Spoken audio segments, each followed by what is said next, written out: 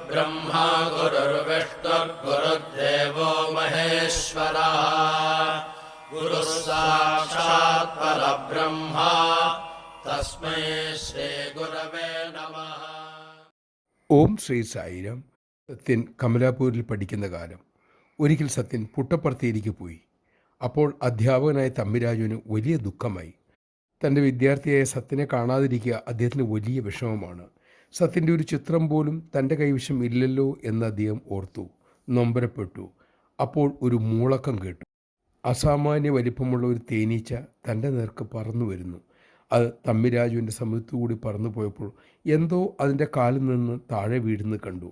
അധ്യാപകൻ അതെടുത്തു നോക്കി. ഒരു പേപ്പർ ചുരുൾ. അദ്ദേഹം അത് നിവർത്തി നോക്കി. ഷിർഡി സായിയുടെ മനോഹരമായ ചിത്രം. കുറച്ച് ദിവസങ്ങൾ കഴിഞ്ഞു. തമ്മിരാജുവിൻ്റെ വീട്ടിൽ ഭജന നടക്കുന്നു. പെട്ടെന്ന് ഒരു കുരങ്ങനെ ജനലിനരികിൽ കണ്ടു. വലിയൊരു സഞ്ചി ജനലിലൂടെ അകത്തേക്കിട്ടിട്ട് അത് ഓടിപ്പോയി. അധ്യാപകൻ ആ സഞ്ചി എടുത്ത് തുറന്നു. അതിനകത്ത് നിറയെ ലഡു.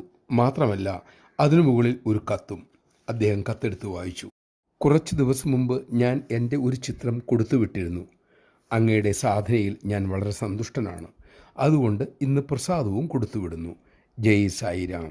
ഈ സംഭവം നടക്കുന്നത് ഭഗവാന്റെ സ്കൂൾ കാലഘട്ടത്തിലാണ് എന്ന് ആലോചിക്കുക. ഇങ്ങനെ എണ്ണിയാലൊടുങ്ങാത്ത എത്ര ലീലകൾ ഭഗവാൻ നമുക്ക് വേണ്ടി ആടി.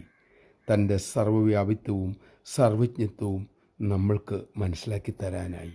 സ്വാമി എപ്പോഴും കൂടെയുണ്ട്, സ്വാമി എല്ലാം അറിയുന്നുണ്ട് എന്ന ഭാവത്തോടു കൂടി ജീവിക്കുവാൻ നമുക്ക് സാധിക്കട്ടെ. അതിനായി സ്വാമി നമ്മെ അനുഗ്രഹിക്കട്ടെ.